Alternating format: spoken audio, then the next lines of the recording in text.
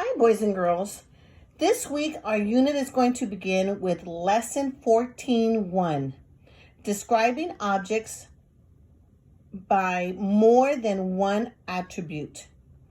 This can be found on page 711, 711. Please find your page. Now, for this lesson, they're asking us that there are two tools for measuring. One is the cup, and the other one is a cube train. And the question is, what can I measure with the cup? What can I measure with the cube train? And they ask us to draw an object you can measure with each tool. Okay, well, I want to give you some examples first. If I had my cup, and usually you have to think, what can we measure? And I don't have it here, but what can we measure with the cup? Think about it. I think you got it. Probably something that is liquid. Something that is liquid, like water, milk. When you're baking or cooking, you use a measuring cup. But also you can use dry things. For example, I'm using these real pretty jewels.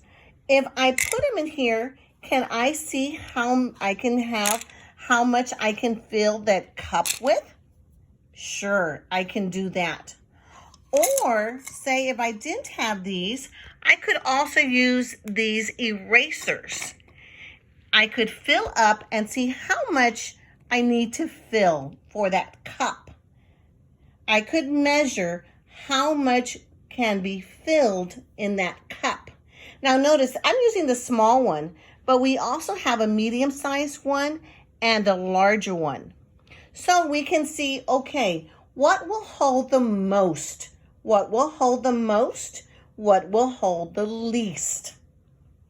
Now, if I move over here to our cube train, there's a lot of things that we can measure. Earlier, we measured our praying mantis. Now, the praying mantis would be longer. Now, remember, when I'm doing this, I have to line them up. Oh, let me move this out of the way. I would have to line them up. And if I'm using these things, they've only had 6 cubes. So if I'm using the 6 cubes to measure, I can clearly see that my praying mantis is longer. Or say that I can use, how about this little bug here? I'm lining it up and I can see, oh, you know what? The cube train is longer. The cube train is longer.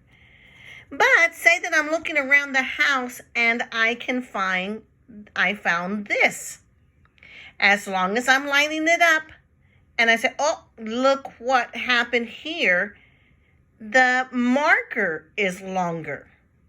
So using these two tools, I can go around the house and measure things. On this one right here, I can measure the length of things. What is longer? What is shorter? And on these, using the cups, I can measure how much can I fill this cup with. Is it this one, the smaller one, the medium-sized one, or the larger one? Okay, boys and girls, we'll see you in a bit.